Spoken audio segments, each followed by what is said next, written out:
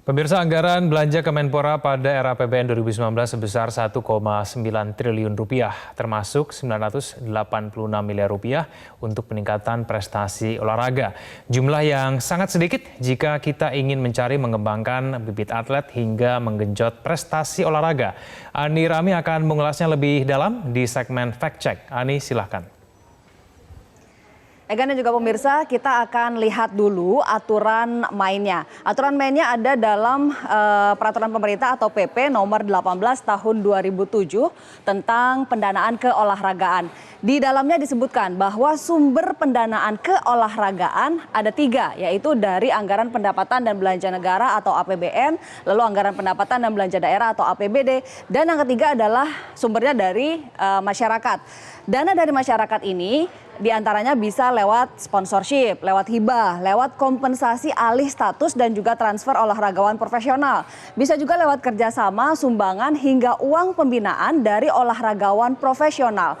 Industri olahraga juga bisa jadi sumber pendanaan termasuk penjualan tiket, penyewaan prasarana olahraga misalnya, lalu iklan, hak siar dan juga sebagainya. Nah, pertanggungjawaban juga ada aturannya di PP nomor 18 tahun 2007, termasuk pengawasannya. Nah, pengawasannya ini ada di tangan pemerintah pusat dan juga pemerintah daerah.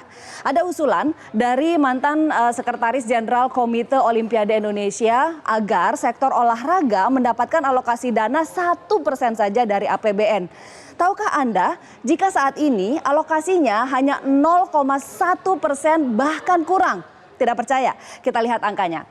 Saya akan mulai dari tahun 2020 dulu. Tahun 2020 dana untuk olahraga atau dana untuk Kemenpora dalam APBN adalah 1,4 triliun rupiah. Sementara di anggaran belanja negara secara total di tahun 2020 adalah 2.220,7 triliun rupiah. Artinya hanya 0,06%-nya, kurang dari 0,1%. Lalu kita lihat di tahun 2019. Tahun 2019 anggaran untuk Kemenpora 1,95 triliun rupiah. Sementara anggaran belanja 2.461,1 triliun rupiah. Artinya 0,07%. Lagi-lagi kurang dari 0,1%. Dana untuk peningkatan prestasi olahraga nasional sudah termasuk di 1,95 triliun rupiah ini. Khususnya untuk peningkatan prestasi olahraga nasional sebesar 986 miliar rupiah. Artinya ya plus minus 1 triliun untuk dana yang lain. Nah, 2018 angkanya boleh saja meroket menjadi 5,03 triliun rupiah. Tapi jangan lupa di tahun 2018 kita jadi tuan rumah Asian Games sehingga ada dana untuk Inasgok yang besarnya 1,79 triliun rupiah. Lalu ada juga dana untuk Inapgok 826,3 miliar rupiah dan masih ada dana untuk peningkatan prestasi olahraga nasional sebesar 735 miliar rupiah. Dari 5,03 triliun rupiah ini yang betul-betul sisanya untuk Kemenpora hanya 1,68 triliun rupiah. Tidak terlalu jauh berbeda sebetulnya dengan tahun-tahun sebelumnya. 2017 misalnya, angkanya spektakuler 3,14 triliun rupiah. Ingat, di 2017 ini sudah ada dana termasuk persiapan untuk Asian Games yang besarnya adalah 1,3 triliun rupiah. Jadi kurang lebih ya segitu-segitu juga dananya. Nah, Sekretaris Menteri Pemuda dan Olahraga Gatot Dewabroto mengatakan bahwa anggaran Kemenpora selama ini paling besar adalah untuk memberangkatkan atlet ke kejuaraan internasional hingga pemberian bonus. Nih, dalam satu kejuaraan saja, misalnya Asian Games, nah pembiayaan yang dikeluarkan oleh pihak pemerintah sudah dimulai dari masa-masa ketika pelatnas, lalu juga pemberangkatan atlet dan juga official sepanjang kejuaraan berlangsung hingga pemulangan dan pemberian bonus.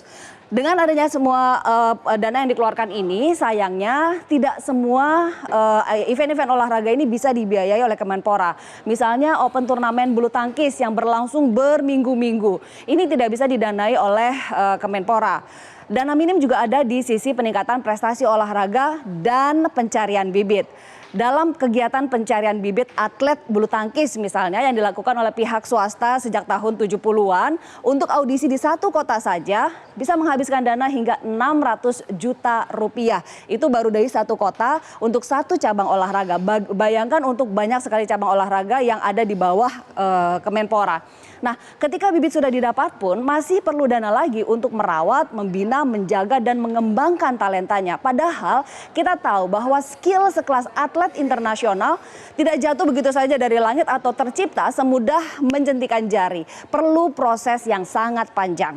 Salah satu bentuk partisipasi masyarakat yang telah berlangsung sejak tahun 70-an adalah proses pembibitan. Kemenpora sendiri mengakui bahwa untuk semua cabang olahraga mustahil dilakukan tanpa melibatkan mitra. Saya mengutip ucapan dari Gatot Dewa Broto, Sekretaris Menpora, yang menyebutkan karena kalau andalkan anggaran pemerintah pusat, Pemda ini terbatas. Begitu juga induk olahraga. Satu-satunya jalan ya kembali bermitra dengan swasta. Pemerintah pastinya punya perhatian besar terhadap keolahragaan. Perhatian dan ekspektasi besar sih persisnya, ada perhatian, ada ekspektasi.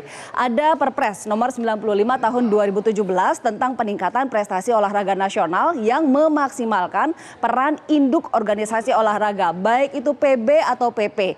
Di dalam Perpres ini disebutkan bahwa PB atau PP memiliki kekuasaan, kewenangan untuk pengembangan bakat calon atlet berprestasi, juga untuk seleksi calon atlet berprestasi dan calon pelatih untuk atlet berprestasi. Berikutnya adalah pelatihan performa tinggi, juga ada di bawah kewenangan PB dan juga PP. Lalu berikutnya adalah pembinaan kehidupan sosial para atlet berprestasi, juga pembiayaan dan pengawasan dan pelaporan. Soal pembiayaan ini nih yang menarik. Dari mana saja sumber pembiayaan yang diatur dalam Perpres ini tetap saja sama aja dari APBN, APBD dan juga sumber lain yang sah dan juga tidak mengikat. Termasuk lagi-lagi sumber dari masyarakat. Di satu sisi ada ekspektasi yang sangat tinggi dari sektor olahraga. Di sisi lain masih banyak keterbatasan dana dan sangat membutuhkan partisipasi dari masyarakat. Artinya butuh terobosan baru, terobosan besar untuk mendapatkan lebih banyak dana. Entah lewat optimalisasi sumber-sumber yang telah ada atau memang harus menemukan sumber-sumber baru yang tidak bertentangan dengan aturan. Sebab tanpa terobosan itu, mari kita menata kembali ekspektasi agar tidak terlalu tinggi. Egan, kembali ke Anda. Baik, terima kasih atas informasinya Ani Rami dalam segmen Fact Check.